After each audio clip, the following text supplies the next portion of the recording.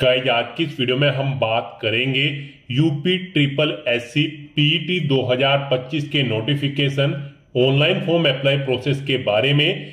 जी हां दोस्तों, उत्तर Pradesh subordinate service selection commission ने यहां पर पीईटी 2025 के लिए नोटिफिकेशन रिलीज कर दिया है। कैसे आप इस एग्जाम में पार्टिसिपेट करने के लिए अपने फॉर्म अप्लाई कर सकते हो बिना कोई मिस्टेक किए हुए, इसकी पूरी जानकारी हम आपको स्टेप बाय स्टेप रजिस्ट्रेशन से लेकर प्रिंट तक इस वीडियो में देंगे। बस आपको इस वीडियो को स्किप के बिना शुरू से लेकर एंड तक देखना है। उसके बाद वीडियो पसंद आए तो इसे लाइक और शेयर कर दें। चैनल पर नए हो तो इसे सब्सक्राइब कर ले। साथ ही साथ आपको फॉर्म अप्लाई करते हुए जो भी प्रॉब्लम फेस हो रही है उन सभी का हल आपको इस वीडियो में मिल जाएगा। कैसे आपको अपनी एजुकेशनल क्वालिफिकेशन की डिटेल देनी है, कैसे आपको अपना फोटो और सिग्नेचर अपलोड करने हैं, बाकी के और डॉक्यूमेंट्स आपको अपलोड करने हैं, पूरी जानकारी आपको इस वीडियो में दी जाएगी। बस आपको एंड तक हमारे साथ इस वीडियो में बने रहना है। तो बिना कोई वक्त गंवाए चलिए शुरू करते हैं। आपको इस वीडियो के डिस्क्रिप्शन बॉक्स में हमारी वेबसाइट IND-sarkari-naukri.in के इस पेज का लिंक मिल जाएगा। यहां पर आपको इस एग्जाम के रिगार्डिंग सभी डिटेल्स प्रोवाइड कर दी गई है।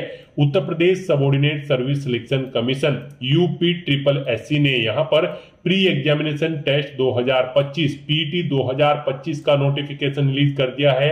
आप 14 मई 2025 से 17 जून 2025 तक अपने फॉर्म अप्लाई कर सकते हो। फॉर्म में करेक्शन करने की लास्ट डेट 24 जून 2025 है। पीटी एग्जाम की डेट जल्दी रिलीज कर दी जाएगी। फॉर्म अप्लाई करने के बाद यहां पर 10वीं पास कैंडिडेट अप्लाई कर सकते हैं। 18 से 40 साल आपकी आयु सीमा रखी गई है।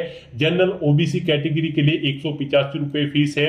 SC/ST कैटेगरी के लिए 95, PH दिव्यांग कैटेगरी के लिए 25 रुपए मात्र फीस है, जो कि आप ऑनलाइन मोड से जमा करा सकते हो। यहां पर आप ऑनलाइन मोड से अप्लाई कर सकते हो।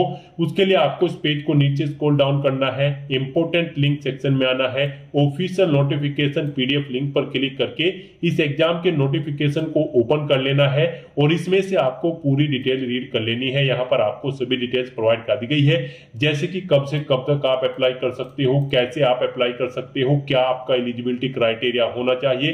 पूरी जानकारी आपको इस नोटिफिकेशन में दे दी गई है।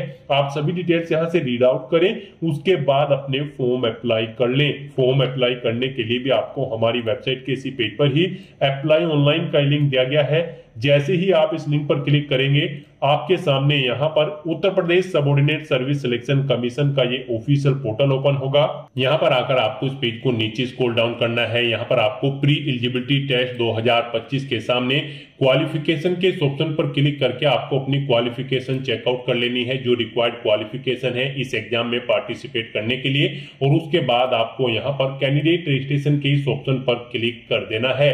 नेक्स्ट आपके सामने कुछ इस तरह से इंटरफेस ओपन होगा। अब यहाँ पर आपसे पूछा गया है, क्या आप लास्ट ईयर की परीक्षा में भी, जी हाँ दोस्तों, क्या आपने लास्ट ईयर के प्री एग्जामिनेशन टेस्ट में पार्टिसिपेट किया है। अगर किया है तो यहाँ पर आप यस ऑप्शन सेलेक्ट करें, नहीं किया है तो आप नो ऑप्शन सेलेक्ट करेंगे।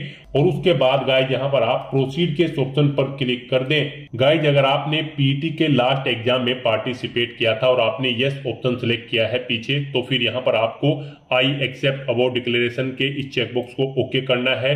उसके बाद आपको आई एक्सेप्ट के इस ऑप्शन पर क्लिक कर देना है। नेक्स्ट आपके सामने कुछ इस तरह से इंटरफेस ओपन होगा।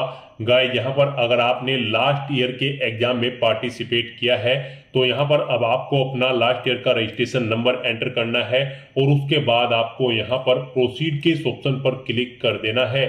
फिर यहाँ पर आपको आपके लास्ट एग्जाम की डिटेल प्रोवाइड कर दी जाएगी आपके यहाँ पर रजिस्ट्रेशन नंबर के अकॉर्डिंग। और उसके बाद यहाँ पर बस अब आपको क्लिक टू अप्लाई के ऑप्शन पर क्लिक कर देना है।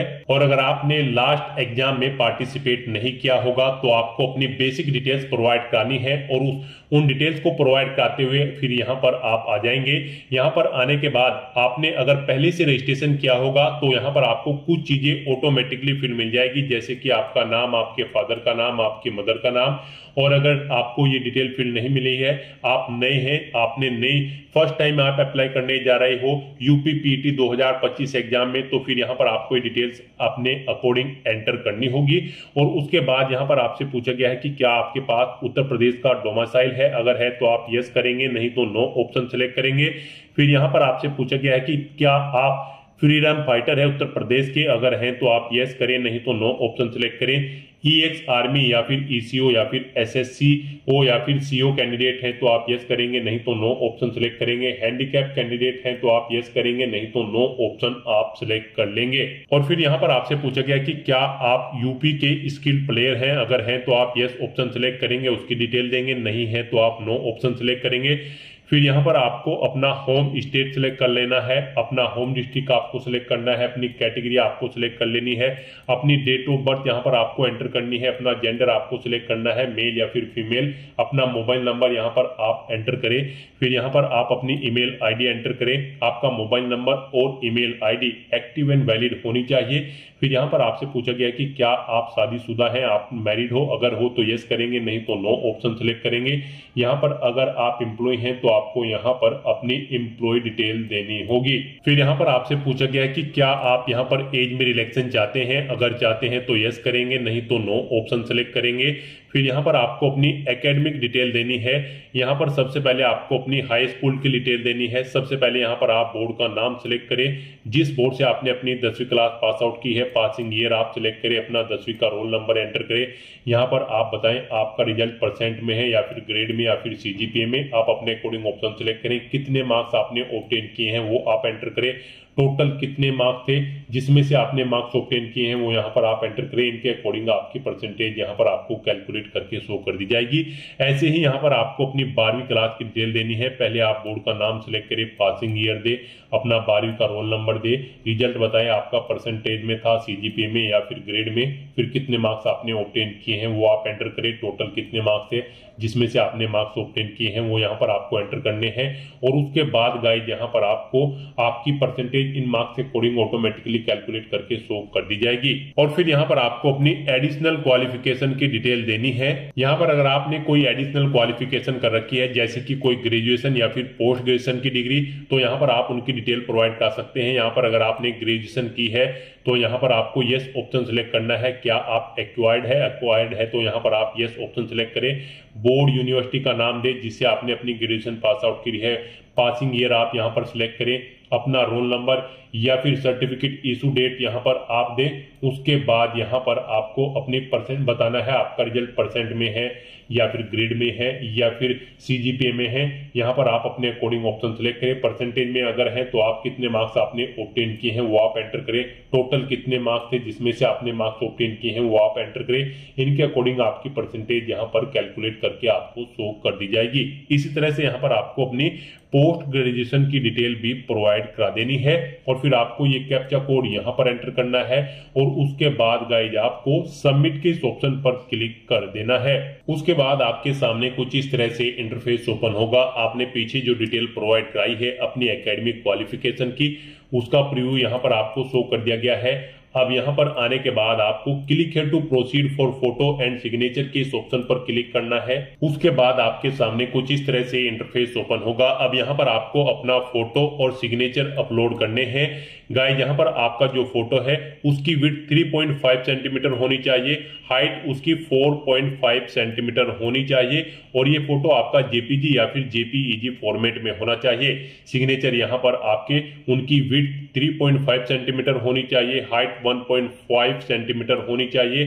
सिग्नेचर यहाँ पर आपके हिंदी और इंग्लिश दोनों में होने चाहिए। कुछ इस तरह से यहाँ पर आपके सिग्नेचर होने चाहिए। सैंपल यहाँ पर आपको प्रोवाइड करा दिया गया है। आपको ऐसे अपने सिग्नेचर हिंदी और इंग्लिश में करने हैं एक फाइल में और फिर यहाँ पर उन्हें आपको अपलोड कर देना है। गाइस यहाँ पर आपके जो फोटो और सिग्नेचर है वो यहाँ पर 30 KB से 50 KB के बीच में होने चाहिए। तो यहाँ पर आपको सिलेक्ट फोटो के इस ऑप्शन पर क्लिक करना है, सिलेक्ट सिग्नेचर के इस ऑप्शन पर क्लिक करना है और 1 बाय 1 करके आपको अपना फोटो और सिग्नेचर यहाँ पर अपलोड कर देने हैं। नेक्स्ट आपके सामने कुछ इस तरह से इंटरफेस ओपन होगा। अब यहाँ पर आकर आपको इस चेकबॉक्स को ओके करना है। उसके बाद आपके सामने कुछ इस तरह से इंटरफेस ओपन हो जाएगा। अब यहाँ पर आपको अपने कुछ सर्टिफिकेट्स की डिटेल प्रोवाइड करानी है और उन्हें यहाँ पर आपको अपडेट कर देना है।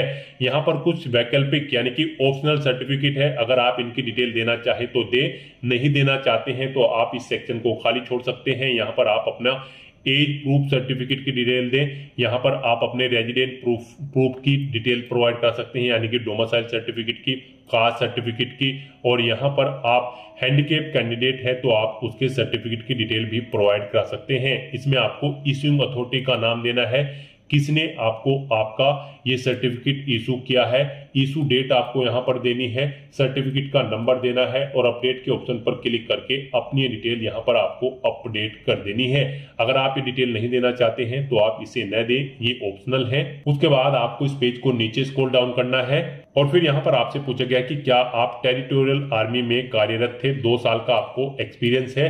अगर है तो आप यस करें, नहीं तो यहाँ पर आप नो ऑप्शन सिलेक्ट करें। फिर आपसे पूछा गया है कि क्या आपके पास एनसीसी का बी सर्टिफिकेट है। अगर है तो आप यस करें और उसकी डिटेल दें, नहीं है तो यहाँ पर आप नो ऑप्शन सिलेक्ट कर लें। फिर यहाँ पर आपको अपनी एड्रेस की डिटेल देनी है। पहले आपको अपना परमानेंट एड्रेस यहाँ पर एंटर करना है। उसमें आपको सबसे पहले अपना नाम देना है, केयर ऑफ देना है, फिर आपको अपना हाउस नंबर यहाँ पर एंटर करना है, स्ट्रीट नंबर देना है, अपना लोकेलिटी आपको देनी है, स्टेट का नाम सिलेक्ट कर लेना है, उसके अकॉर्डिंग आपको डिस्ट्रिक्ट सिलेक्ट करना है, अपना पिन कोड यहाँ पर आपको एंटर कर देना है।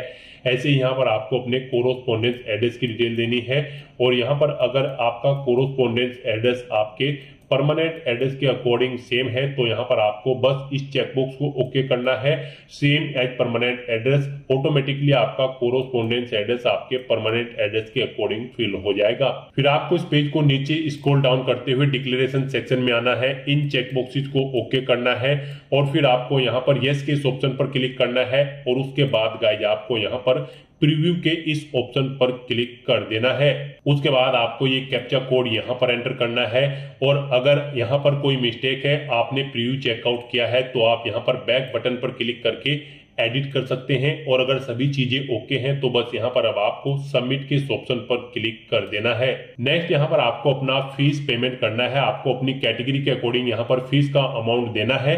गाइस यहाँ पर जनरल ओबीसी कैटेगरी को 185 रुपए फीस जमा करानी है, SC/ST कैटेगरी को 95 रुपीज और PH दिव्यांग कैटेगरी कैंडिडेट को मात्र 25 रुपए फीस के रूप में जमा कराने होंगे, जो कि आप ऑनलाइन मोड में debit card, credit card, net banking, UPI के माध्यम से जमा करा सकते हो। तो यहाँ पर बस अब आपको क्लिक हियर टू पे द रिक्वायर्ड फीस, आपको इस ऑप्शन पर क्लिक कर देना है।